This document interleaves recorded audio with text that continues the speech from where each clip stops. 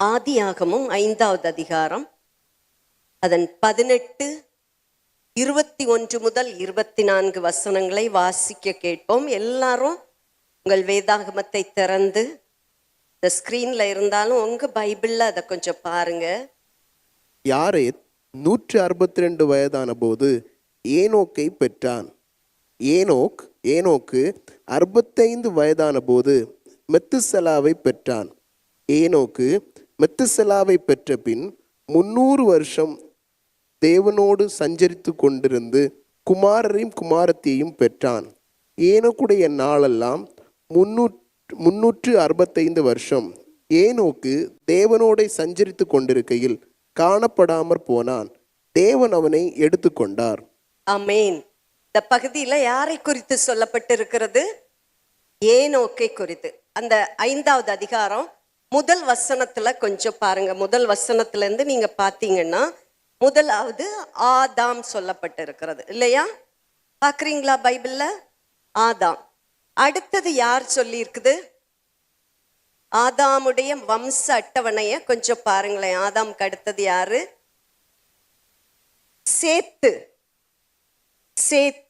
சேத்துன்னு சொல்லி என்ன சொல்லியிருக்குன்னா, சேத்து 105 வயதான போது ஏனோசை பெற்றான். அடுத்தது சேத்துடைய நாளெல்லாம் 912 வருஷம் அவன் மரித்தான். ஆதாமின் மகன் சேத்து பிள்ளைகளை பெற்றான். இத்தனை நாள் வாழ்ந்தான். அடுத்தது என்ன இருக்கு? நீங்க என் கூட வந்தாதான் நான் இன்னைக்கு பிரசங்கமே பண்ண போறேன். அடுத்தது மரித்தான். திரும்ப சொல்றேன், ஒரு மனுஷனை சொல்லியிருக்கு, அவன் குமாரரையும் குமார்த்திகளையும் பெற்றான்னு சொல்லியிருக்கு, இவ்வளவு காலம் வாழ்ந்தான்னு சொல்லியிருக்கு, அவன் மரிச்சான். இவ்வளவுதான் ஒரு மனுஷனை பத்தி சொல்லப்பட்ட காரியம். இப்படி ஒவ்வொரு அடுத்த மனுஷன் நீங்க பாத்தீங்கன்னா ஏனோக்கு வரைக்கும், அந்த நோவா வரைக்கும் பாத்தீங்கன்னா 9 சந்ததிகள் சொல்லப்பட்டிருக்கு. வீட்டுல போய் நீங்க எழுதுங்க. ஆதாம், சேத்து, அடுத்தது யாருன்ட்டு சும்மா எழுதுங்க. இதெல்லாம் உங்க அறிவுக்கு நல்லதா இருக்கும். கூடவே உங்கள் கண்களையும் அது திறக்கும். மொத்தமா ஆதாம் முதல் நோவா வரைக்கும் 9 ஜெனரேஷன், தலைமுறைகள். எத்தனை வருடம்னா 1056 வருடங்கள். கொஞ்சம் மனசுல வச்சுக்கோங்க. இந்த இவ்வளோ 9 ஜெனரேஷன் 1056 வருஷம் வாழ்ந்துருக்குது. இதுல பாத்தீங்கன்னா இதுக்கு முன்னால ஆதாம், இந்த சேத்து. உங்கள்கிட்ட ஒரு கேள்வி கேட்கிறேனே, ஆதாமுக்கு முதல்ல பிள்ளைகள் யாரெல்லாம்? காயின், ஆபேல். நான் அப்படி கேட்ட உடனே ஒரு டவுட்டு, தப்பாயிடுமோ? அவருக்கு பிள்ளையா இவருக்கு பிள்ளையா ஆபேல் அப்படின்னு நினைக்கிறீங்க. அவ்வளவுதான். காயின், ஆபேல். இதுல யாரு நல்ல காணிக்க போட்டது? ஆபேல். அப்படின்னா காயினை குறித்து ஆண்டவர் வருத்தப்படுறாரு. அப்படி நீங்க வரும்போது காயினுடைய சந்ததிக்கு சாபங்கள் வருகிறது. ஆண்டவர் யோசிச்சாரு, இந்த ஆதாமின் சந்ததியில ஒரு ஏனோக்கை எனக்கென்று தெரிந்து கொள்ள வேண்டும் என்று. அப்போ இந்த சந்ததியை பார்க்கும்போது இது ஒரு சபிக்கப்பட்ட சந்ததி தான். ஆனாலும் ஒரு மனிதனை குறித்து ரெக்கார்ட் ஆகணும்னா அந்த சந்ததியை ஆண்டவர் ஆசீர்வதிக்கிறார். பாருங்க, அந்த கானான் அப்படின்னு திருப்பியும் ஏனோக்குன்னு அங்க ஒருத்தன் வர்றான். கானானுடைய குடும்பத்துல ஏனோக்கு வர்றான். ஆனா அதை விட்டுட்டு ஆண்டவர் ஆதாமுக்கு இன்னொரு குழந்தைய கொடுக்கிறாரு, சேத்து. இப்ப இந்த சந்ததி தான் ஆண்டோடைய லிஸ்ட்ல வருது. புரியுதா உங்களுக்கு? ஆதாம் சேத்தை பெற்றான், ஆதாம் ஆபேலை பெற்றான், ஆதாம் காயினை பெற்றான் என்று சொல்லப்படவில்லை. ஆதாம் யாரை பெற்றான்? சேத்தை பெற்றான். அடுத்தது யாரை பெற்றான்? இத்தனை வருஷம் இருந்தா அப்படி நம்ம நிறைய பார்க்கிறோம். மெத்துசெலாவை ஏனோக்கு பெற்றான். நல்லா கவனிங்க. அப்படியே வந்துட்டு இருக்கும்போது 7வது தலைமுறை தான் ஏனோக்கு. இப்ப திருப்பி கேட்கிறேன், நீங்க என்ன கவனிக்கிறீங்களான்றதுக்கு மட்டும். ஆதாம் முதல் நோவா வரைக்கும் எத்தனை தலைமுறை? சூப்பரோ சூப்பர். சரி, இப்போ ஏனோக்கு எத்தனாவது தலைமுறை? Very good. ஃபர்ஸ்ட் சர்வீஸ்ல மார்க்கே போட முடியல, ஏன்னா வாயை திறக்கல. நீங்க செகண்ட் சர்வீஸ்க்கு வந்தாலும் சூப்பரா இருக்கீங்க. ஹல்லேலூயா, ஹல்லேலூயா. 7வது தலைமுறையில ஏனோக்கு வந்தாரு. ஏனோக்குடைய மகன் பேர் மறந்து போகாதீங்க, மெத்துசலா. ஏதோ கேட்ட மாதிரி இருக்கு இல்லையா? என்ன பேரு? மெத்துசலா. மெத்துசலா என்பது ஏனோக்குடைய மகனுடைய பேர். மெத்துசலாவின் மகனுடைய பேர் லாமேக்கு. லாமேக்குடைய மகன் பேர் நோவா. இந்த 3 ஞாபகம் வச்சுக்கலாம் இல்லையா? சேத்து, கேனாஸ் அதெல்லாம் வேண்டாம். சொல்லுங்க, ஏனோக்கு, மெத்துசலா, லாமேக்கு, நோவா. ஏனோக்கு என்றால் சரண்டர்டு, அர்ப்பணிக்கப்பட்டவன். ஏனோக்குன்னு அர்த்தம் என்னது? அர்ப்பணிக்கப்பட்டவன், சரண்டர்ட். 2வது மெத்துசலான்னா இவன் வந்த பின் அது வரும். புரியுதா உங்களுக்கு?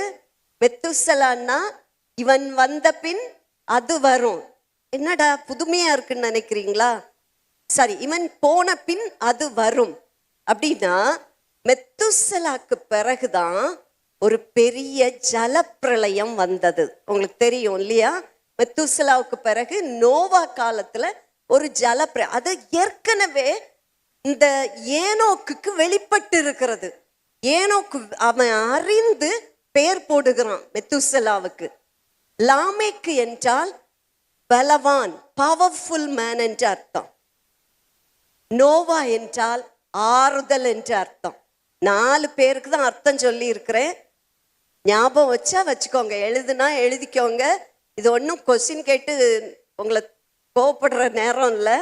இதெல்லாம் மனசுல இருந்தா உங்களுக்கு ஆண்டவரை துதிப்பதற்கு நிறைய காரியம் கிடைக்கும். ஹல்லேலூயா. நோவா என்றால் அர்த்தம் என்னது? ஆறுதல், கம்ஃபர்ட். லாமேக் என்றால் பவர்ஃபுல், வல்லமையானவன்.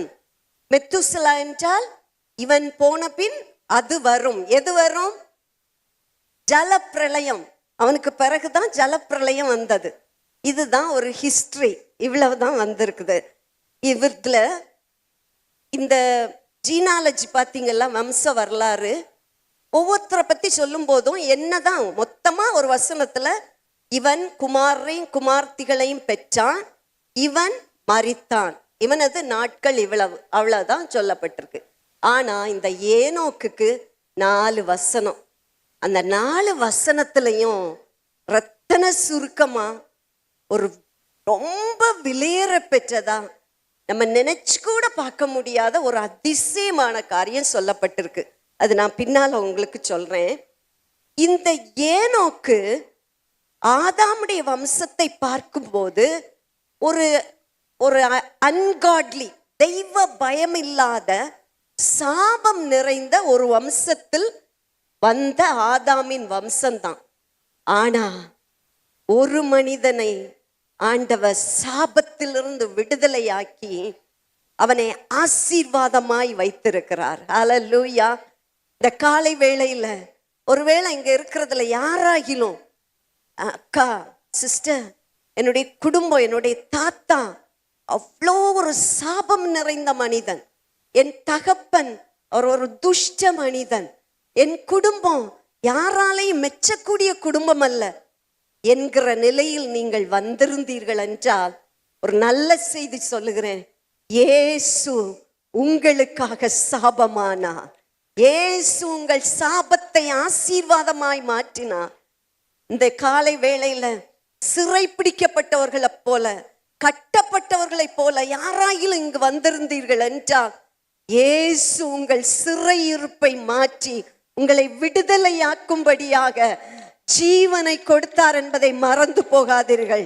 கரங்களை தட்டி ஆண்டவருக்கு நன்றி சொல்வீங்களா? ஹல்லேலூயா, ஹல்லேலூயா. இயேசுவை விசுவாசிப்பீர்கள் என்றால் பரம்பரை சாபங்களை இயேசு முறியடிப்பார். ஹல்லேலூயா. ஒரு நாளும் குற்ற உணர்வோடு இருக்காதீங்க. எங்க அப்பா செஞ்ச பாவத்தினாலயா, எங்க தாத்தா செஞ்ச பாவத்தினாலயா, குடும்பம் சாபத்துல இருக்குது. இல்ல பிரியமானவர்களே, சாபத்தை முறிப்பதற்காகவே இயேசு சிலுவையில் மரித்து உயிரோடு எழுந்தார் என்பதை மறக்க வேண்டாம். ஹல்லேலூயா. விசுவாசிக்கிறவர்கள் மாத்திரம் ஹல்லேலூயா சொல்லுங்க. ஹல்லேலூயா. இன்னைக்கு நீங்களும் நானும் இப்படி இருக்கிறோம் என்றால் நாம் செய்த புண்ணியத்தினால இல்ல. எதனால? இயேசு கல்வாரி சிலுவையில அவர் செய்த தியாகத்தினால நான் இப்படி இருக்கிறேன், நீங்க இப்படி இருக்கிறீங்க. ஹல்லேலூயா. நம்ம குடும்பம் எப்படியோ இருந்திருக்கலாம், ஆதாமின் வம்சம் எப்படியோ இருந்தது. ஆனா ஒரு ஏனோக்கை கர்த்தர் தெரிந்து கொண்டபடினால அவன் வம்சத்தை ரெக்கார்ட் ஆண்டவர் எழுதி வச்சிருக்கிறாரு. ஹல்லேலூயா. இன்னைக்கு தேவ பிள்ளைகளாகிய உங்களுக்கு சொல்றேன், நம் சந்ததி ஆண்டவருக்கு முன்பதாக அவருடைய சந்ததி என்று அழைக்கப்பட வேண்டும். ஹல்லேலூயா. பிள்ளை பிறந்த உடனே, பேரன் பிறந்த உடனே எடுத்து வச்சுட்டு, பாப்பா எங்க அப்பாவை போல நீ பெரிய பணக்காரனா வரணும், இல்ல நீ அப்படி செய்யணும் இப்படி செய்யணும். ஆசை இருக்குதுல தப்பு இல்லை, நான் அப்படி சொல்லக்கூடாதுன்னு சொல்ல. ஆனா அவனை பார்க்கும்போது நீங்க என்ன சொல்லணும்? தேவனுடைய சந்ததி நீ. ஹல்லேலூயா. பாவ சந்ததி, நான் ஒரு பாவி, என் சந்ததி என்றல்ல, கர்த்தருடைய சந்ததி என்கிற பெயர் என் பிள்ளைக்கு மீது வரணும். ஹல்லேலூயா. நீங்க எல்லாம் ஆசைப்படணும், ஒரு சந்ததி ஆண்டவரை சேவிக்கும், தலைமுறை தலைமுறையாக. கை உயர்த்தி சொல்லுங்க, தலைமுறை தலைமுறையாக கர்த்தருடைய சந்ததி என்று அழைக்கப்படும். ஹல்லேலூயா. வசனம் இருக்கு பாருங்க, ஒரு சந்ததி கர்த்தரை சேவிக்கும், தலைமுறை தலைமுறையாக அது ஆண்டவருடைய சந்ததி எனப்படும். ஹல்லேலூயா. சந்ததியை குறித்து பயப்படுற சிலர் இருக்கிறீங்க.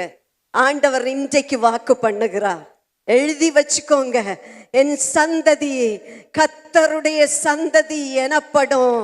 ஹல்லேலூயா. ஒரு நாள் உங்க சந்ததி தோற்று போன சந்ததி அல்ல, சாபம் பிடித்த சந்ததி அல்ல. இந்த சந்ததியில ஒண்ணுமே நல்லது நடக்காது இல்லைங்க. உங்க சந்ததி ஆண்டவருடைய சந்ததியாக அறிவிக்கப்பட்டு இருக்கிறது. ஹல்லேலூயா. சந்ததியே இல்லை என்று நினைக்கிறீர்களா? கத்த சந்ததி சந்ததியாக என்று இந்த வேதத்தில் வாக்கு பண்ணினது உங்களுக்கு உண்டாகட்டும்.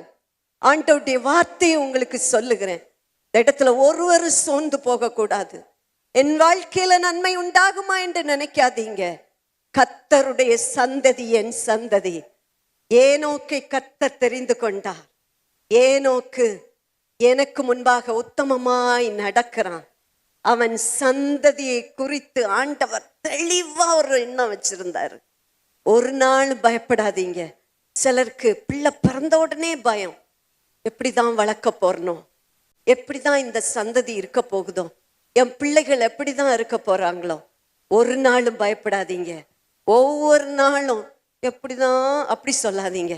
நீ தேவனுடைய சந்ததி, என் பிள்ளைகள் கர்த்தருடைய சந்ததியா இருப்பார்கள். ஹல்லேலூயா. ஹல்லேலூயா. மறந்து போகாதீங்க. ஹல்லேலூயா. இயேசு அதற்காக தான் அந்த சாப கட்டுகளை எல்லாம் முறித்து இன்றைக்கு விடுதலையை தந்திருக்கிறார். சாபத்திலிருந்து ஆசீர்வாதத்தை, அந்த கட்டிலிருந்து விடுதலையை தந்திருக்கிறார். ஹல்லேலூயா. 1 கொரிந்தியர் 3:3 பாருங்க. இதை நீங்க கேட்கும்போது சந்தோஷப்படணும். உங்க பிள்ளைகளுக்கு ஏதோ ஒரு பொக்கிஷத்தை நான் கொடுக்கிற மாதிரி நீங்க யோசிக்கணும். ஆமேன் தானா? ஆமேன். ஐயோ என்ன இன்னும் சொல்றாங்கப்பா, நான் படுற கஷ்டம் எனக்கு தானே தெரியும் அப்படின்னு நினைக்கிறீங்களா? கஷ்டப்பட்டாலும் நல்லா சொல்லுங்க. சிலருக்கு என்னன்னா, பிள்ளை எனக்கே பைசா இல்லை, எனக்கே வளர்க்குறதுக்கு ஒன்றும் இல்லை, இதில் போய் நீ ஆசீர்வாதமாக இருப்பேன்னு சொன்ன உடனே நடந்துருமா? அப்படி நினச்சா நடக்காதுங்க. ஒவ்வொரு நாளும் சொல்லணும். வெளியே சொல்லாட்டி உங்க குழந்தைய தூக்கி வச்சு, குழந்தைய நிறுத்தி வச்சு, என்னடா உருப்படுவியா நீ, பயமா இருக்குதே, அப்பா மாரு, ஒரு நாள் இந்த வார்த்தை சொல்லாதீங்க.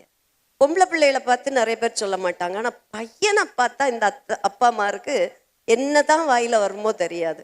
நீ எல்லாம் எங்க உருப்பட்டு, நீ எல்லாம் என்னைக்கு வளர்ந்து, இந்த மாதிரியே சொல்லி பழக்கம். கொஞ்சம் பேச்ச மாத்துங்க. உருப்படாத பயலா இருக்கட்டும், நீ உருப்படுவப்பான்னு சொல்லி பாருங்களேன். ஆண்டவர் உங்க வார்த்தையை கனம் பண்ணுவார். ஆமேன். அப்பா அம்மா ஒரு ஆமேன் சொல்லுங்களேன். ஹல்லேலூயா. உங்களை கஷ்டப்படுத்தல, நீங்க சந்தோஷமா இருக்கணும். உங்க பிள்ளைகள் நிமித்தம் நீங்கள் சந்தோஷப்படணும். நான் அடிக்கடி உங்களுக்கு சொல்றதுதான், எத்தனையோ பிரசங்கத்துல சொல்லி இருக்கிறேன். 30 மார்க் வாங்கிட்டு வர்ற பையனை பார்த்து, என்னடா மார்க்கு, நீ எல்லாம் படிக்கிறியா அப்படின்னு சொன்னீங்கன்னா, அடுத்த முறை அவன் இப்படி ஒன்றும் வாங்கிட்டு வர்றான்.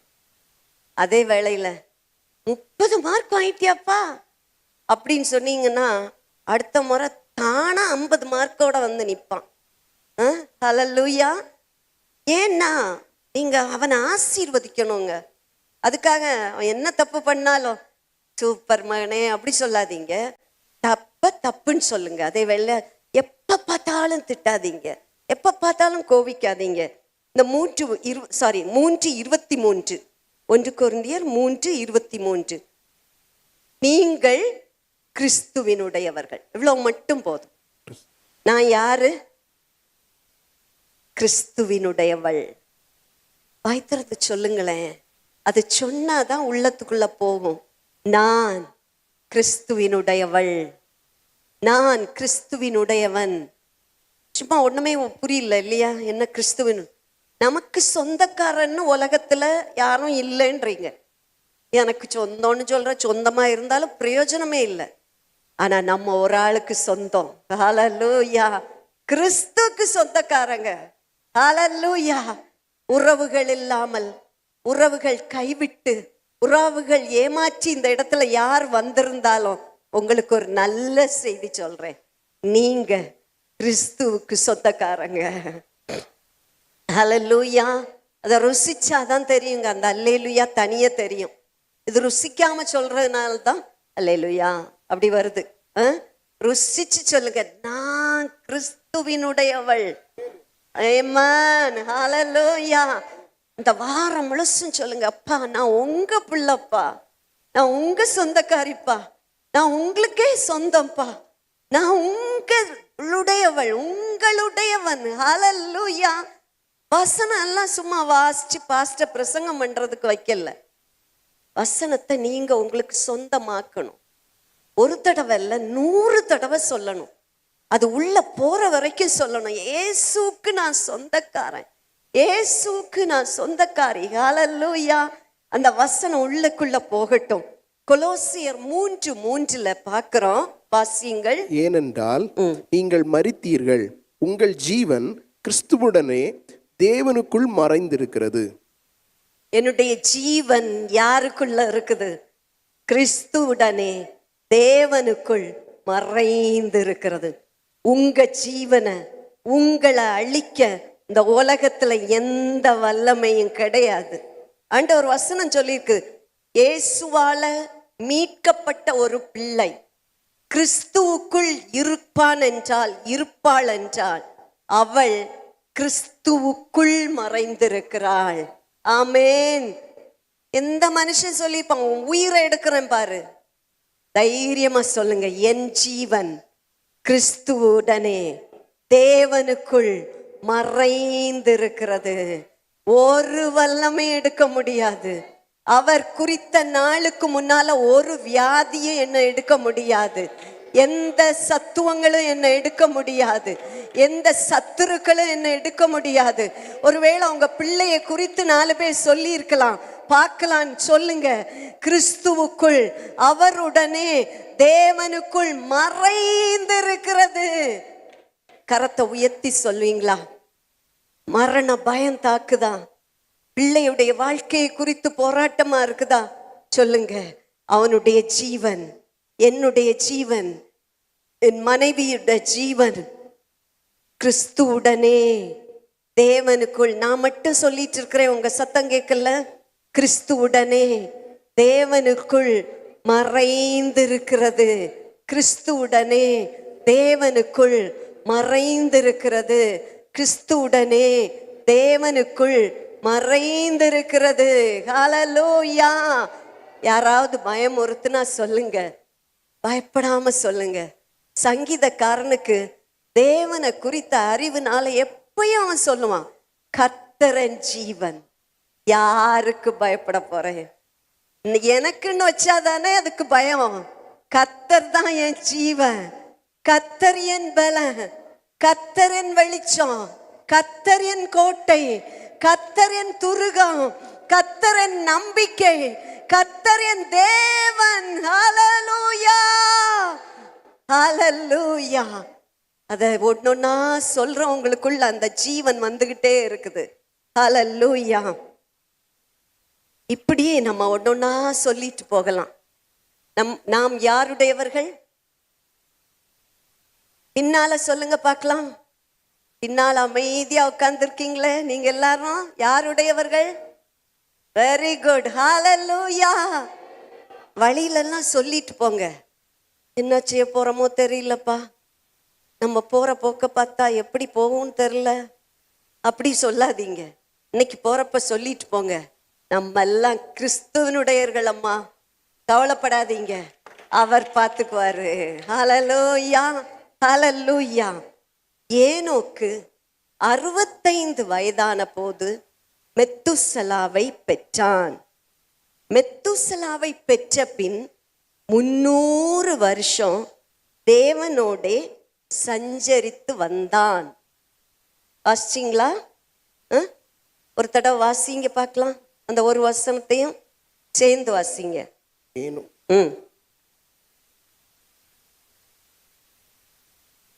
சஞ்சரித்து கொண்டிருந்த குமாரரையும் குமாரத்திகளையும் பெற்றான்.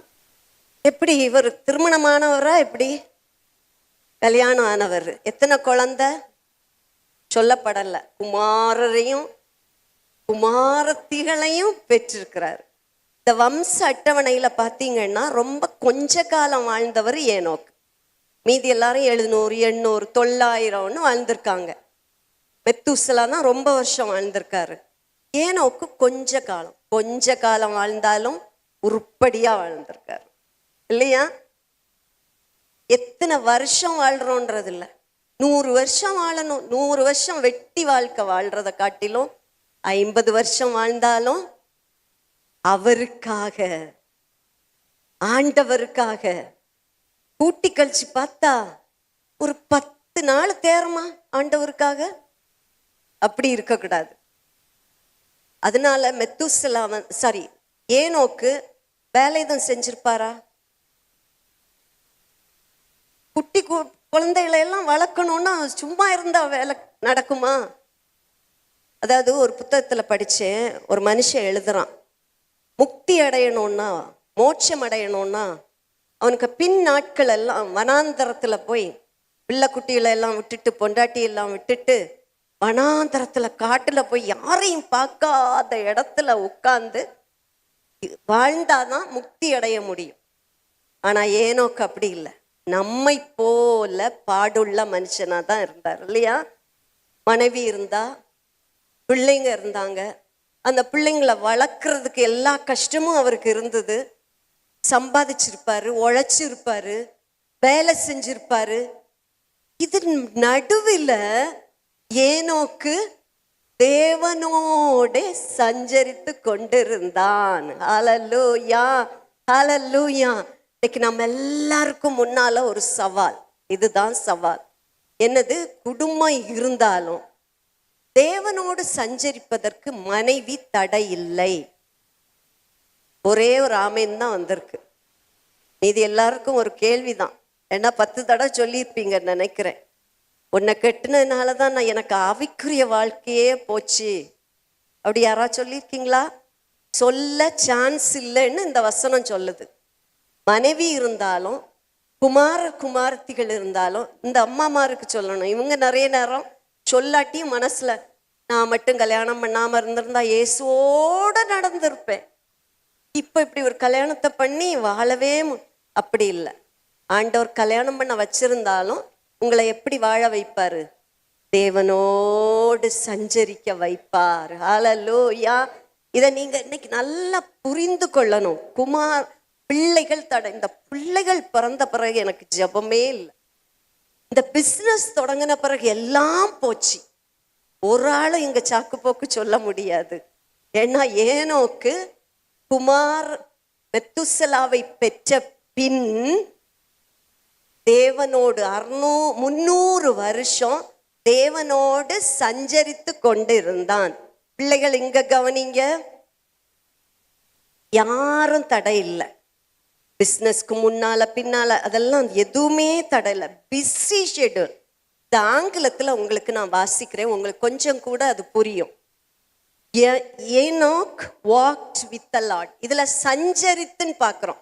சஞ்சரித்துனா நமக்கு ஒரு புரியாத வேர்டா இருக்கு. சஞ்சரித்துனா என்னது அப்படின்னு யோசிக்கிறீங்க. இங்கிலீஷ்ல பார்த்தீங்கன்னா ஏனோக் வாக்ட் வித் காட் அப்படின்னா என்ன நினைக்கிறீங்க? சொல்லுங்களேன். ஈனோக் வாக்ட் வித் காட் அப்படின்னா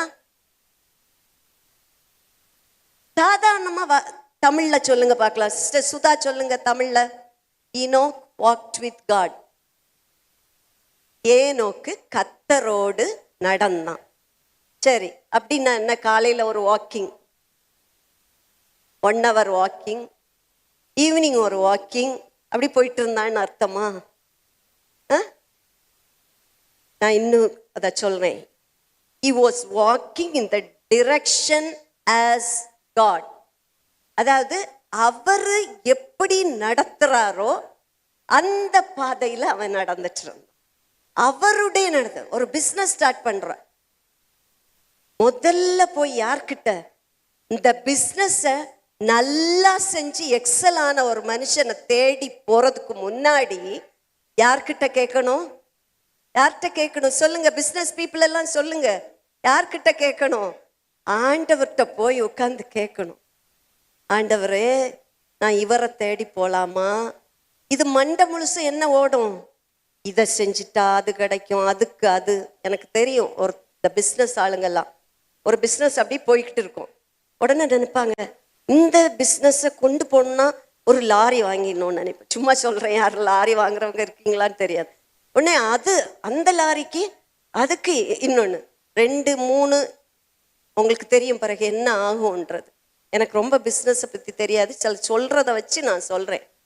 அதுக்கு முன்னாடி ஈனாக் வாக்ட் வித் காட், இல்லைன்னா walked in the direction of காட்னா எந்த ஒரு காரியமும் நீங்க நினைக்கிறது ஊழியக்காரங்களுக்கு தான் இதெல்லாம் சரியாகும். இல்லைங்க, ஏனோக்கு ஊழியக்காரன் இல்லை, ஒரு சாதாரண குடும்பஸ்தன், பிள்ளை குட்டிகளோட வாழ்ந்தான். அவ்வளவுதான் அவனுக்கு சரித்திரமே. அவன் தேவனோடு நடந்தான்னா ஒவ்வொரு காரியத்திலும், ஒரு பிஸ்னஸா இருக்கலாம், ஒரு ஊழியமா இருக்கலாம், ஒரு தொழிலா, ஒரு வியாபாரமா இருக்கலாம், ஆண்டவரே என்ன செய்யணும், ஆண்டவரே எனக்கு இதை பத்தி தெரியாது, ஆண்டவர் அழகா சொல்லி தருவாரு. சிஸ்டர், நாங்களாம் பிஸி பீப்புள், நீங்க அதுக்கு தான் இருக்கீங்க, நாங்க உங்ககிட்ட சொல்லிடுறோம், நீங்க பொறுப்பா ஜெபம் பண்ணுங்கன்னா நீங்க ஏமாந்து தான் போகணும். நாங்க ஜெபிப்போம், ஆண்டவரே சஜித்துடைய பிஸ்னஸ் ஆசீர்வதியும், அவ்வளோதான் நான் ஜெபிக்க முடியும், வேற எனக்கு ஒண்ணுமே தெரியாது. ஆனா சஜித்துக்கு தெரியும் அந்த பிஸ்னஸ் எப்படி போகும், என்ன போகும். உன்னை உண்டாக்குன ஆண்டவருக்கு, இந்த பிஸ்னஸை கொடுத்த ஆண்டவருக்கு எல்லாம் தெரியும். ஹல்லேலூயா. அன்பான தேவ பிள்ளைகள், இங்க இருக்கிற ஒவ்வொருவரை பார்த்து சொல்றேன், he was walking with Godனா அவன் அவருடைய டிரெக்ஷன்ல நடந்தான். அவர் சொல்லுவாரு, இன்னைக்கு எனக்கு இப்படி ஒரு மனுஷங்கிட்ட நான் பேசணும் ஆண்டவரே, இந்த காரியத்தை நான் என்ன செய்யணும் தெரியாது ஆண்டவரே. ஆண்டவர் அழகா சொல்லுவாரு, எப்பா இன்னைக்கு நீ வாயை மூடிட்டு இருந்தாலே போதும், அந்த காரியம் வெற்றியா நடக்கும். அங்க போய் அமைதியில ஒரு வார்த்தை கூட பேசியிருக்க மாட்ட, நீ நினைக்காத காரியத்தை ஆண்டவர் அன்னைக்கு செஞ்சிருப்பாரு. He was walking in the ways of God, in the direction of God. Hallelujah. இப்போ இன்னும் நான் சொல்றேன், Enoch was walking steadily with God.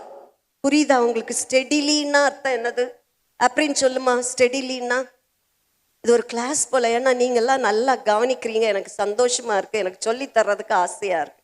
ஸ்டெடிலின்னா ஒரு நாள் ஏறி ஒரு நாள் அபிஷேகம் தாங்க முடியாது எனக்கு, உற்சாகம், ஜெபம், முழங்கால் தான். அன்றைக்கு என்ன வந்தாலும் எது வந்தாலும் அப்பாவை ஸ்தோத்தரிப்பேன். அடுத்த நாள் ஆண்டவரே போதும் அப்பா, என் உயிரை எடுத்துக்கொள்ளும். அப்படி ஓடுற ஓட்டம் இல்லை, ஸ்டெடியா ஒவ்வொரு நாளும் சீராக. இன்றைக்கு ஆண்டவர் கரத்தை பிடிச்சிருக்கிறேன், நானும் இயேசுவும். அவர் எனக்கு ஆலோசனை தர்றாரு. நாங்க இன்னைக்கு நடப்போம், நாளைக்கு இன்னும் இன்னும் இன்னும் ஆழமாய் ஆழமாய் அவரை கிட்டி சேருவேன். ஹல்லேலூயா. எப்படி இந்த நிறைய வார்த்தைகள் நான் வாசிச்சு விட்டுறேன், உங்களுக்கு யூஸ்ஃபுல்லா இருந்தா எடுத்துக்கோங்க. Walking in close fellowship with God. Close fellowship இன்னைக்கு எப்படி இருக்குது? இங்க இருக்கிறவர்களுடைய ஃபெல்லோஷிப்பு அப்படி கொஞ்சம் சத்தம் கேட்குற மாதிரி இருக்குது, அப்படிதானா? உங்க சத்தம் ஆண்டவர் கேட்குற மாதிரி இருக்கீங்க இல்ல, உங்க கிசு கிசுப்ப கூட ஆண்டவர் கேட்கிறாரா? ஆண்டவர் நானும் க்ளோஸா இருக்கிறோம் சிஸ்டர். அவருக்கு உணர்வு எனக்கு புரிய முடியுது. பாஸ் பண்ண கூட தேவையில்லை. இது ஆண்டவருக்கு பிரியம் இல்லை. ஆண்டவருக்கு எது பிரியம் இல்லையோ எனக்கு அது பிரியம் இல்லை. அதுதான் ஆண்டவருடைய வழியில நடப்பது. ஆண்டவர் மனதை எது காயப்படுத்துதோ அது புனித மனதை காயப்படுத்தும். ஆண்டவரை எது துக்கப்படுத்துதோ அது என் மனசை துக்கப்படுத்தும். ஆண்டவர் எதை குறித்து மனதுருகுகிறாரோ அதை குறித்து நானும் மனதுருகுவேன். இதுதான் ஆண்டவரோடு நடக்கிற வாழ்க்கை, வேற எதுவும் இல்லை. ஆண்டவரோடு நடப்பதென்றால் என்ன அப்படி நம்ம நினைக்கிறோம். இன்னும் ஒண்ணு சொல்லட்டா, ஒருவரை ரொம்ப பிடிக்கும். திருமணமான புதிதுல கணவன் மனைவி எப்படி இருப்பாங்க?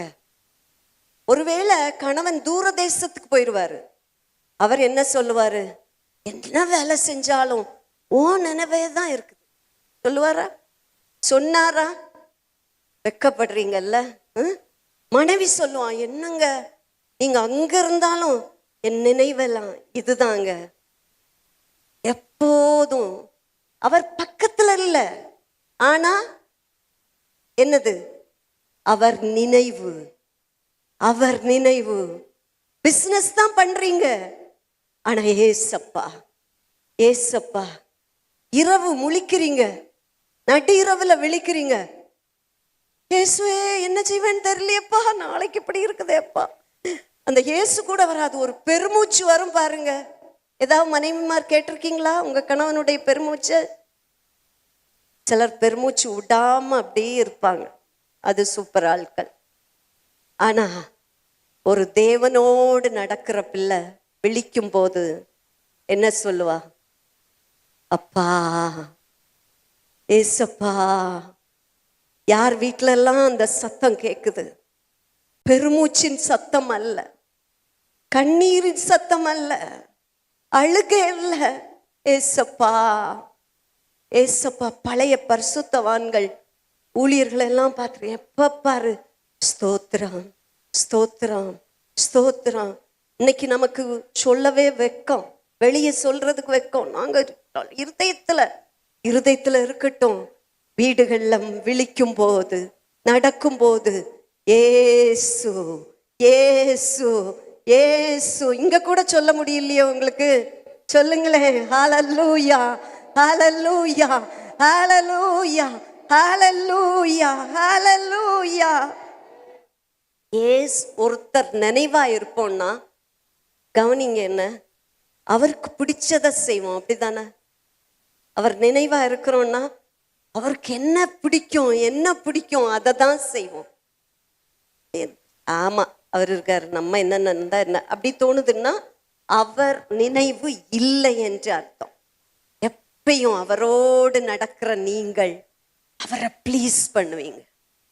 ப்ளீஸ்னா சும்மா முகஸ்துக்கு கண் பார்வைக்கு அல்ல, இருதயத்திலிருந்து அது வரும். ஹல்லேலூயா. 2 மனிதர்கள் தேவனோடு சஞ்சரித்ததா வேதாகமத்துல சொல்லப்பட்டு இருக்கிறது. யாரெல்லாம்? வேற யாரு? நோவா. எழுத்தின்படியா சொல்லப்பட்டது நோவா தேவனோடு சஞ்சரித்து கொண்டிருந்தான். ஆனா ஆபிரகாம் கூட தேவனோடு சஞ்சரித்த, ஏன்னா அவனை என்னுடைய சிநேகிதன் என்று சொல்லி கூப்பிடுறாரு. மோசேயை நம்ம சொல்லலாம். இதெல்லாம் ஆனா எழுத்தின்படி சொல்லப்படல. மோசே தேவனுடைய முகத்தை எப்போதும் பார்த்து கொண்டிருந்தான். ஹல்லேலூயா. இப்ப அடுத்த பகுதிக்கு நான் போறேன். நீங்க எந்த நேரத்திலும் அவர் நினைவுன்னு சொன்னேன். ரொம்ப பிஸியான ஆட்கள் இங்க எத்தனை பேர் இருக்கிறீங்க? நான் ரொம்ப பிஸிங்க. ஞாயிற்றுக்கிழமை இவ்வளவு நேரம் இருக்கிறதே எனக்கு ரொம்ப கஷ்டம். முடிஞ்ச உடனே எனக்கு வேலை இருக்கு. அப்படி இருக்கீங்களா யாராவது? இல்ல. ஆப்ரஹாம் லிங்கன் யாராவது சொல்ல முடியுமா? அமெரிக்க தேசத்து முன்னாள் ஜனாதிபதி, பிரசிடென்ட். அவர் வாழ்ந்த நாட்களில் இந்த இது என்னது இன்றைக்குரிய வசதிகள் எல்லாம் இல்லை. அவர் தான் எல்லாம் பார்க்கணும். பிஸியஸ்ட் மேன், பெரிய ஷெட்யூல். ஒரு நாள் ஒரு ஐஸ்வர்யவான் இந்த ஆப்ரஹாம் லிங்கன் கிட்ட அப்பாயின்மெண்ட் கேட்டார். அப்போ அநேக மாதங்களாக அவருக்கு கிடைக்கல. ஒரு குறிப்பிட்ட நாள் ஆப்ரஹாம் லிங்கனுடைய பிஏ கிட்டந்து இந்த மனிதனுக்கு ஒரு இன்ஃபர்மேஷன் வருகிறது. என்னதென்றால், இந்த குறிப்பிட்ட நாளில் காலை 5 மணிக்கு நீங்கள் ஜனாதிபதியை சந்திக்கலாம். எத்தனை மணிக்கு? காலை 5 மணிக்கு. இந்த மனுஷன் நினைச்சாராம், இந்த ஜனாதிபதி தூங்குவாரா மனுஷன்? 5 மணிக்கு அப்பாயின்மெண்ட் கொடுத்துருக்காரு அப்படின்னு சொல்லிட்டு அவர் 4:45 போயிட்டாரு ஜனாதிபதியுடைய அறைக்கு. இவர் போய் வெளியே உட்கார்ந்துருக்காரு. உள்ள சத்தம் கேட்டுக்கிட்டே இருக்குது, ஜனாதிபதியுடைய பேச்சு சத்தம். அப்போ இந்த மனுஷன் நினைச்சாராம், ஓ நமக்கு முன்னால ஒருத்தனுக்கு அப்பாயின்மெண்ட் கொடுத்துருக்காரு. இந்த மனுஷன் தூங்கவே மாட்டான் போல, முழுசும் அப்பாயின்மெண்ட் தான் போல, அதுதான் எனக்கு இத்தனை நாள் ஆச்சு போல அப்படின்னு சொல்லிட்டு உட்கார்ந்துட்டு இருக்காரு. சரியா 5 மணிக்கு வெளியே பெல் அடிக்குது. அப்படின்னா வெளியே இருக்கிற ஆள் உள்ளே வரலாம். அப்போ இந்த மனுஷன் என்ன பண்ணுவாரு, பக்கத்துல கதவுல போயிட்டு வெயிட் பண்றாரு. எதற்கு? உள்ள இருக்கிற ஆள் வெளியே வந்தாதான் அவங்க போவாங்க. நம்ம பாட்டுக்கு வந்தோமா உள்ள போனோமா, நம்ம வந்துட்டோம் உள்ள நுழைஞ்சிட்டோம், அவ்வளவுதான் நம்ம ஊர் பழக்கம். அவங்க எல்லாம் அப்படி இல்லை, நீ வா அப்படின்னு சொன்னாதான் உள்ள வருவாங்க. அப்போ இவர் நின்றுக்கிட்டே இருக்கிறாரு. செகண்ட் பெல், திருப்பியும் உள்ள இருந்து அழைப்பு வருது. இவர் அப்பயும் யோசிக்கிறாரு, உள்ள போன ஆள் வரணுமேயா அப்படின்னு யோசிக்கும் போது கமின் சார் அப்படின்னு சத்தம் கேட்குது. உள்ள வான்ற சத்தம் கேட்குது. இவர் உள்ள போயிட்டு முழிக்கிறாரு, இங்க பாக்குறாரு அங்க பாக்குறாரு, அப்படி அப்படியே பார்த்துட்டு இருக்காரு. ஜனாதிபதி கேட்டா, என்ன பாக்குறீங்க அப்படின்னு. அப்ப இவர் சொன்னாராம், இல்ல ஐயா, நீ பேசிட்டு இருந்தீங்களே அந்த ஆள் வெளியே போகணுமே, அவரை பாக்குறேன். ஆடா மனுஷா, நான் வேற யார்கிட்டையும் பேசல, ஆண்டவரோட பேசிட்டு இருந்தேன். காலை 5 மணிக்கு உன்னை சந்திப்பேன்னா அதற்கு முன்பதாக என் தேவனை நான் சந்தித்து விட்டு தான் உன்னை சந்திப்பேன். Busiest man, very tight scheduled man. அவன் ஒவ்வொரு நாளும் ஆண்டவரோடு 1 மணி நேரம் உறவாடி விட்டுதான் மீதி வேலை. அதனாலதான் அவர் ஒரு சக்சஸ்ஃபுல் பிரசிடென்டா இருந்தார். வேற ஒன்றும் தத்துவம் இல்லைங்க. படிச்சாரா, கற்பனா, வெள்ளையா, அதெல்லாம் இல்லை. தேவனோடு நடக்கிற மனிதன் வெற்றியுள்ள மனிதனாய் மாற முடியும். இன்னைக்கு உங்க பிசினஸ் 6 மணிக்கு தொடங்க வெளியே போறீங்களா, அதுக்கு முன்னால 1 மணி நேரமாவது ஆண்டவர் சமூகத்துல இல்லைன்னா போகாதீங்க, முடிச்சிட்டு போங்க. முதலாவது கனெக்ஷன் ஆண்டவரோடு இருந்தா அந்த நாள் முழுசும் தேவனோடு நாம் நடக்க முடியும். எப்படிங்க? நான் ஒரு பிஸ்னஸ் மேன், ரொம்ப பிஸியா இருப்பேன். ஆண்டவரோட நீங்க சொல்றீங்களே, எனக்கு 24 மணி நேரம் ஆண்டவரையா நினைக்க முடியாது. உன்னுடைய கனெக்ஷன் கரெக்டா காலையில வச்சிட்டேன்னா நீ பிஸ்னஸ பார்த்தாலும் ஒவ்வொரு மூமெண்ட்ஸும் ஆண்டவராலே நடத்தப்படும். ஹல்லேலூயா. நீ தீமையான ஒரு டிசிஷன் எடுக்க மாட்ட, தவறாய் உன்னை மனிதர்கள் ஏமாற்ற மாட்டார்கள். நீ தவறான வார்த்தையை பேச மாட்ட. ஏன்னா ஆவியினால நிரப்பப்பட்ட காலையில ஆவியானவர் உனக்குள் நிரம்பி கொண்டிருக்கிறார். ஆவியானவர் உனக்குள்ள இருந்து பேசுவார். ஆவியானவர் ஏற்ற வார்த்தையை பேசுவார். ஹல்லேலூயா. எத்தனை பேர் வாஞ்சிக்கிறீங்க? என் வாழ்க்கை இப்படி இருக்கணும்க்கா. இது நம்ம சரியா கனெக்ட் பண்ணலங்க. இன்னைக்கு பிரச்சனை என்ன தெரியுமா? நிறைய பேருடைய கனெக்ஷன் கட் ஆகிருச்சு. நிறைய பேர் ஆண்டவரோட கனெக்ட் பண்ண கனெக்ஷன் இன்னைக்கு இல்லாமல் போயிடுச்சு. கட்டாகப்பட்டு விட்டது. இணைப்பு துண்டிக்கப்பட்டு விட்டது. என்னவோ போராடுறோம், அப்படி நம்ம இப்படி கையை தூக்கி அப்படி இப்படி அந்நிய பாஷை பேசி பார்க்கிறோம், ஒன்னும் நடக்கலங்க. கனெக்ஷன் சரி. ஆண்டவரோடு தனித்து நானும் என் இயேசுவும் என்று உறவாடும் போது பிசினஸ்ல ஒரு சின்ன பிரச்சனை வந்தோன்னு ஐயோ அவனை தேடி போலாமா, இவன் நினைப்பு வரவே வராது. என்னதான் வரும்? இயேசுவே ஒரு ஆலோசனை சொல்லுங்க. நீங்க உங்க ஃப்ரெண்டோட பேசிட்டு இருக்கலாம், பிசினஸ் பார்ட்னரோட பேசிட்டு இருக்கலாம். உள்ள என்ன பேசும்? எசப்பா நான் என்ன பதில் சொல்லணும்? கரெக்டா சொல்லுவார் ஆண்டவன். தேவனோடு ஏனோக்கு நடந்தான். உங்க பேரை சொல்லுங்க பார்க்கலாம். தேவனோடு புனிதா நடக்கிறாள். நீங்க சொல்லுங்க, உங்க பேர் ஒரு தடவை சொல்லுங்க, ஒன்றும் தப்பு இல்லை. தேவனோடு நான் நடக்கிறேன், தேவனோடு சஞ்சரித்து கொண்டு இருக்கிறேன். இன்னைக்கு உங்களை கொஞ்சம் நீங்க செக் பண்ணி பாருங்க, எப்படி நடக்கிறோம் பாருங்க. 10 பேருடைய பட்டியல் சொல்லப்பட்டு இருக்கிறது. அதுல 9 பேர் ரொம்ப வருஷம். ஒரு மனுஷன் 365 நாள் தான். அதுல 300 வருஷம் பிள்ளைகளை பெற்ற பின் தேவனோடு சஞ்சரித்து கொண்டிருந்தான். பக்கத்துல பார்த்து சொல்லுங்க, எவ்வளவு நாள் வாழ்றோன்னு இல்லை, எப்படி வாழ்றோன்றதான் முக்கியம். சொல்ல மாட்டீங்களா? எத்தனை காலமும் வாழலாம், குறைவாதான் வாழலாம். ஆனா ஆண்டவருக்காக நான் வாழணும், சரித்திரம் படைக்கணும். இவள் இதை செய்தாள். இவள் பற்றி கூறப்படுற இடத்துல எல்லாம் இன்னைக்கு இவ செய்ததும் அறிவிக்கப்படும். ஒருத்தியை குறித்து சொல்லப்பட்டது. அவள் யார்? பாவியான ஸ்திரீ. ஆண்டவர் பாதத்துல போய் ஊற்றினா. ஒரு பாவியான ஸ்திரீ தனக்கு உண்டானதை எல்லாவற்றையும் தன்னால் இயன்றதை செய்தாள்னு போட்டிருக்கு. அவள் செஞ்சது எல்லா இடத்திலும் பிரசங்கிக்கப்படும். இன்னைக்கு நானும் நீங்களும் செய்தது எங்கேயாவது சொல்ல முடியுமா? ஆண்டவருக்காக செஞ்சோன்னு சொல்ல முடியுமா? நீங்க உலகத்துக்காக நிறைய செய்திருக்கலாம், நான் வேண்டான்னு சொல்லல. பிரதர்ஸ் என்ன தப்பா நினைக்க கூடாது. அப்போ நாங்க உலகத்துல இல்லையா? நாங்க வேலை செய்யக்கூடாதா? நீங்க கண்டிப்பா வேலை செய்யணும். வேலை செய்யலைன்னா சாப்பிடக்கூடாதுன்னு இருக்கு. நீங்க உங்க குடும்பத்தை பராமரிக்கணும். நான் என்ன சொல்றேன்னா, இந்த கனெக்ஷன் கரெக்டா இருந்தா உங்க குடும்பத்தை நீங்க நடத்துவது கரெக்டா இருக்கும். இந்த கனெக்ஷன் கட் ஆகுறதுனால நிறைய அப்பா அம்மா குடும்பத்தை நடத்த தெரிய மாட்டேங்குது, பிள்ளைகளை நடத்த தெரியல, மனைவியை ஒழுங்கா பராமரிப்பதில்லை, வீட்டுக்குள்ள எப்பயும் சண்டை. கனெக்ஷன் சரியாகட்டும், அன்பு தானா வரும், ஒற்றுமை தானா வரும். என்னம்மா உனக்கு வேணும், கஷ்டம் தெரியும். இன்னைக்கு கனெக்ஷன்ஸ் கட் ஆகிருக்கு. யாரெல்லாம் நீங்க எப்படி இருக்கிறீங்க நம்ம யோசிச்சு பார்க்க போறோம்.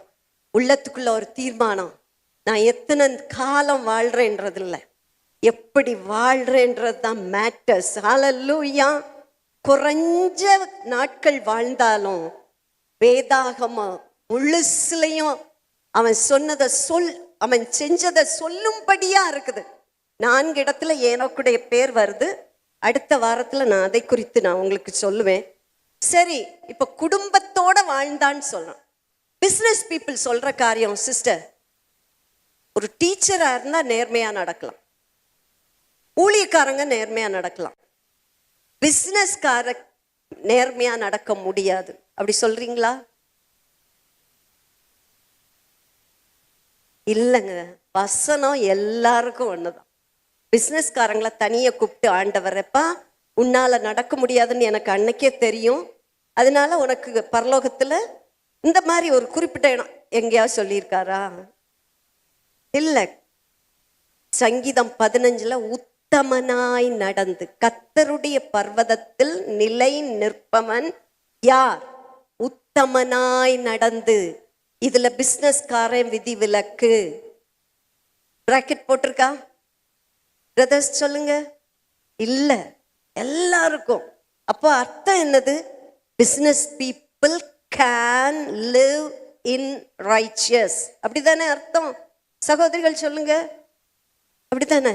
எல்லாருக்கும் ஒரே விதம். நீங்க இன்னைக்கு கனெக்ஷனை சரி பண்ணுங்க. அந்த பிஸ்னஸ் உண்மையாய் எப்படி செய்ய முடியுன்றத ஆண்டவர் உங்களுக்கு போதிப்பார். நான் இதை தனித்தனியா சொல்லும்போது உங்களுக்கு வருத்தங்கள் வரலாம், நான் சொல்லலை. நீங்க ஆண்டவர்கிட்ட கேட்கணும், ஆண்டவரே நான் உத்தமனாய் நடக்கணும். ஏனோக்கு வாழ்ந்த நாட்கள் எல்லாரும் பரிசுத்தவான்கள், அப்படியா? யாராவது சொல்லுங்களேன், அந்த நாட்கள் எப்படிப்பட்ட நாட்கள்? அது வேதத்துல எங்க சொல்லப்பட்டு இருக்குது? யாராவது சொல்லுங்களேன். எல்லாரும் கதை கேட்குறீங்க, நல்லா இருக்குது. எனக்கும் நீங்க சிரிச்சு சிரிச்சு கேட்கறது எனக்கு ரொம்ப சந்தோஷம். ஆதியாகமம் 6ஆம் அதிகாரத்தை பாருங்க, இந்த 5ஆம் வசனத்தை பாருங்க. ஆதியாகமம் 6:5. இது இல்லப்பா, ஆதியாகமம் 6:5. மனுஷனுடைய அக்கிரமம் பூமியிலே பெருகினது என்றும் அவன் இருதயத்தின் நினைவுகளின் தோற்றமெல்லாம் நித்தம் பொல்லாததே என்றும் கர்த்தர் கண்டு. பாருங்க, மனுஷனுடைய அக்கிரமம் பூமியில பெருகுச்சு, அவன் இருதயத்து நினைவுகளின் தோற்றமெல்லாம் நித்தமும் பொல்லாதது. நம்ம காலம் போலதான் இருந்துச்சு. அப்படிப்பட்ட ஜனங்கள் மத்தியில ஏனோக்கு போனா வழிப்பறி பார்த்திருப்பான், மோசமான ஜனங்களை பார்த்திருப்பான், கெட்ட வார்த்தை பேசுறவங்களை பார்த்திருப்பான், பொய் சொல்ற பிசினஸ் பீப்புளை பார்த்திருப்பான். அவர்கள் நடுவில் ஏனோக்கு தேவனோட சஞ்சரித்து கொண்டு இருந்தான். ஒரு அல்லேலூயா, அல்லேலூயா. வாஞ்சி உள்ளவங்க மட்டும் ராமேன்னு சொல்லுங்க. ஆமென். இன்னைக்கு வீட்டில் போய் நீங்க சொல்லணும், இன்னைக்கு கார்ல போறப்ப சொல்லிட்டே போகணும், நம்ம வாழலாம் இல்லையா, கர்த்தரோட நடக்கலாம் இல்லையா. புருஷன் சொல்லுவான், சும்மா இருமா, பிரசங்கம் தான் பண்ணுவாங்க. இல்லைங்க, நீங்க வாழ முடியும்ன்றதுனால தான் ஆவியானவர் சொல்றாரு.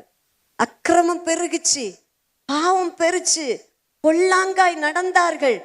அதன் நடுவில் ஒரு ஏனோக்கு குமாரையும் குமாரத்திகளையும் பெற்று கர்த்தருடைய வழியில் நடந்தான். ஹல்லேலூயா. வேதம் சொல்லி இருக்கிற சத்தியம் பிரியமானவர்களே, இது மறக்க முடியாத, மாற்ற முடியாத காரியம். ஹல்லேலூயா. அவருடைய நினைவில் வாழ்வது. பிசினஸ் போயிட்டு இருக்கீங்க, ஒரு 5 நிமிஷம் கிடைக்குதுங்க, ஐயோ ஐயோன்னு இல்லாம, அப்பா நான் உங்களை பார்க்குறேன்ப்பா, உங்க முகத்தை பார்க்குறேன்ப்பா. இதுதான் தேவனோடு நடப்பது. ஒரு டீச்சர் வேலையா இருக்கலாம், 5 மினிட்ஸ் பிரேக் கிடைக்குது, அப்பா நான் உங்களை பார்க்க ஆசைப்படுறேன் ஆண்டவரே, நீங்க என்னோட பேசுங்க ஆண்டவரே. சமையல் நடந்துட்டு இருக்குது, யாரும் இல்லை, அந்த நேரத்துல தகப்பனே உன் முகத்தை நான் பார்க்கணும்ப்பா. அந்த நேரத்துல ஐயோ நான் என்ன செய்வேன் அப்படின்னு அழக்கூடாது. அவர் முகத்தை, அவரோடு புரியுதா இப்ப நான் சொல்றது உங்களுக்கு? தேவனோடு நடப்பதென்றால் சந்நியாசி வாழ்க்கை அல்ல. யாரும் அப்படி நினைக்க கூடாது. எனக்கு யாருமே இல்லாம இருந்தா, எனக்கு இந்த பிரச்சனையும் இல்லாம, எந்த பிரச்சனையும் அங்கதான், ஒரு பிரச்சனையும் இல்லை, அதுக்கு அங்கதான் உன்னை கொண்டு போகணும். இங்க வச்சாருன்னா பிரச்சனைக்கு கூட தான் நம்ம வாழணும். யாராவது சொல்லுங்க பார்க்கலாம், பிரச்சனையே என் லைஃப்ல கிடையாதுன்றவங்க யாராவது இங்க இருக்கீங்களா? இல்லை. பார்க்கறது எனக்கு தோணும், எப்பா இவரை போல இருந்தா, இவங்களை போல இருந்தா. அவங்க கிட்ட போய் பார்த்தா தான் தெரியும், அத்தனை பிரச்சனையை உள்ள முழுகிட்டு ஒன்றும் தெரியாத மாதிரி உட்கார்ந்துருப்பாங்க இல்லையா? நம்ம அப்படிதான் இருப்போம்.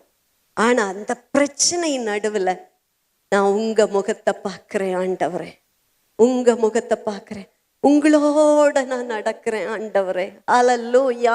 நான் அடிக்கடி உங்களுக்கு சொல்லி இருக்கிறேன், குருமார் மடத்துல சமையல் வேலையும் துவைக்கிற வேலையும் செய்த செயின்ட் லாரன்ஸ். அவர் ஃபாதர்ஸுடைய ட்ரெஸ்ஸை துவைப்பாரு, அவங்களுக்கு சமைப்பாரு. அவர் எழுதின புத்தகம் என்ன தெரியுமா? இன் ஹிஸ் பிரசன்ஸ், தேவனுடைய பிரசன்னத்தில், சமூகத்தில் என்கிற புக்கு. என்ன எழுதியிருக்கிறார் தெரியுமா? அவர் சமைக்கும் போது விறகு அடுப்பு, அந்த நாட்கள் நெருப்பு அப்படியே பற்றி எரியும் போது ஜெபிப்பாராம், ஆண்டவரே இந்த நெருப்பு பற்றி எரிவது போல ஆவியானவர் என் உள்ளத்துல எரிந்து கொண்டே இருக்க வேண்டும். ஆமென், ஹல்லேலூயா. துணியை வாஷ் பண்ணுவார். வாஷ் பண்ணும்போது, ஆண்டவரே இந்த அழுக்கு, இந்த சோப்பு எப்படி கழுவுதோ அது போல என்னுடைய உள்ளத்தில் இருக்கிற அழுக்கை உங்க இரத்தத்தினால கழுவும் ஆண்டவரே. ஹல்லேலூயா. ஒவ்வொரு வேலையும் அவர் ஒரு ஜெபமாய் மாற்றினாராம். ஹல்லேலூயா. இன்னைக்கு தேவனோடு நடக்க வாஞ்சை உள்ளவர்கள் எத்தனை பேர் இந்த இடத்துல வந்திருக்கிறீங்க சொல்லுங்க. பிரச்சனை இருக்கும், பிள்ளைகளுடைய பிரச்சனை இருக்கும், நினைக்க முடியாத பிரச்சனை இருக்கும். ஆனா யார் ஒருவர், யார் ஒருத்தி இயேசுவோடு வாழ வேண்டும், இயேசுவோடு நடக்க வேண்டும், I want to walk with the Lord அப்படின்னு நினைக்கிறாங்களோ அவங்க முழு நேரமும் அவர் நினைவு. ஹல்லேலூயா. ஒன்னு சொல்லட்டா, ஆண்டவரே நான் உங்களை நினைச்சிட்டு இருக்கிறேன், நீங்க என்ன நினைக்கிறீங்களா அப்படி கேட்குறீங்களா? கேட்டிருக்கீங்களா? அப்பா நான் உங்களை நினைச்சிட்டே இருக்கேன், நீங்க என்ன 24/7 அவர் உங்க நினைவா இருக்கிறாரு. நான் உன்னை விட்டு விலகுவதும் இல்லை, உன்னை கைவிடுவதும் இல்லை. எப்படிங்க?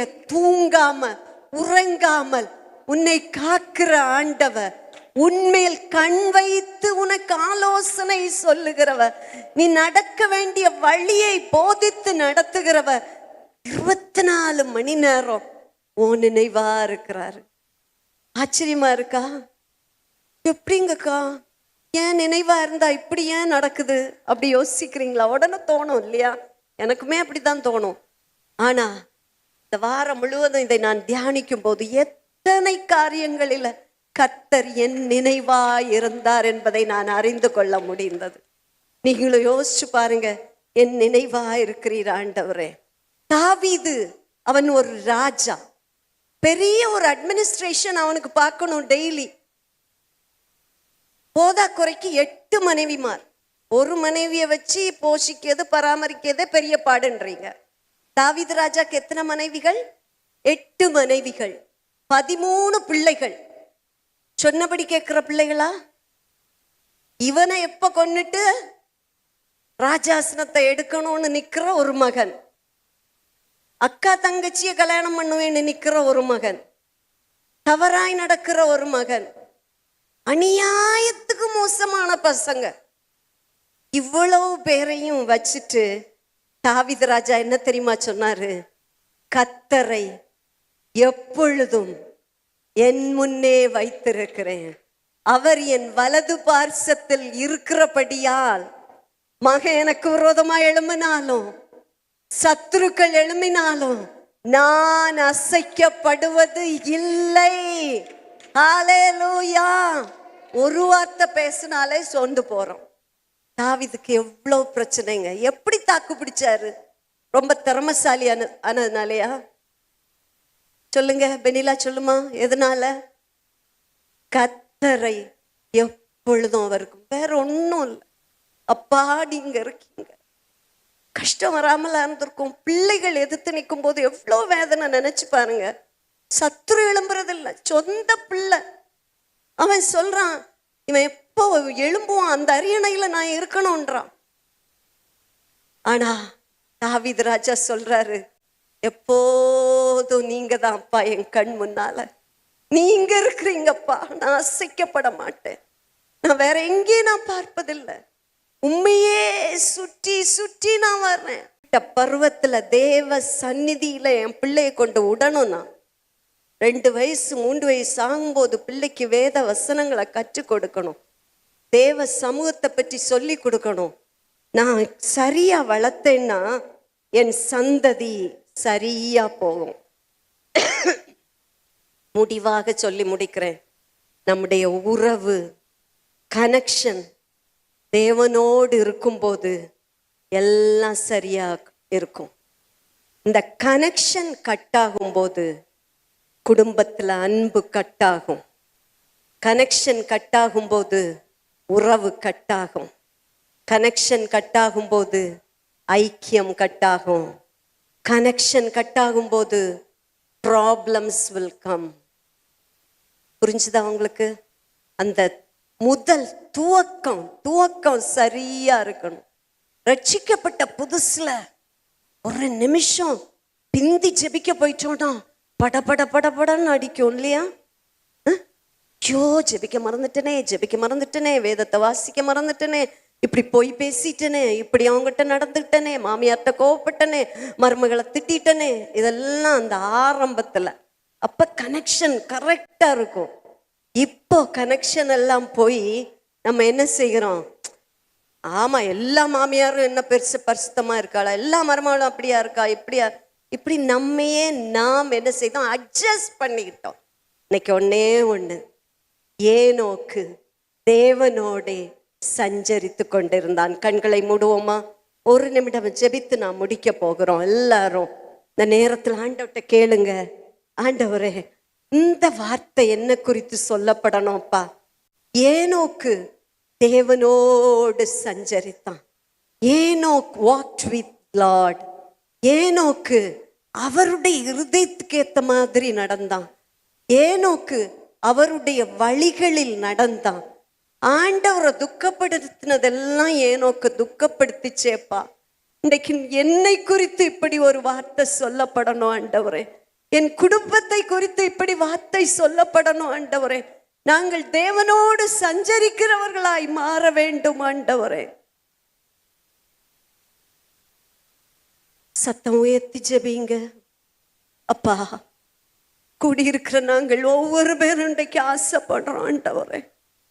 எங்கள் கண்கள் முன்பதாக இயேசு, நாங்கள் தேவனோடு நடக்க வேண்டும். ஏனோக்கு தேவனோடு நடந்த வாழ்க்கையை கொஞ்சம் மனதுல யோசிச்சு பாருங்க. இந்த பிசினஸ்ல என்னால வாழ முடியல, சொல்லுங்க அப்பா, உங்க கருத்தை பிடிச்சுக்கிறேன்ப்பா. என்னுடைய கனெக்ஷன் கட்டானது உண்மைதான். பல சிக்கல்கள், பல வேலைகள், பல காரியத்தினால இயேசுவோடு கனெக்ட் பண்ண முடியாம போயிடுச்சு. இன்றைக்கு ஒரு புதிய தீர்மானம் எடுக்கிறேன். தேவனோடு நடப்பேன், தேவனோடு நடப்பேன், இயேசுவோடு நடப்பேன். இயேசு நானும். எல்லா கண்களும் மூடி இருக்கும் போது விரும்புகிறவர்கள் வலது கரத்தை உயர்த்தி சொல்லுங்க.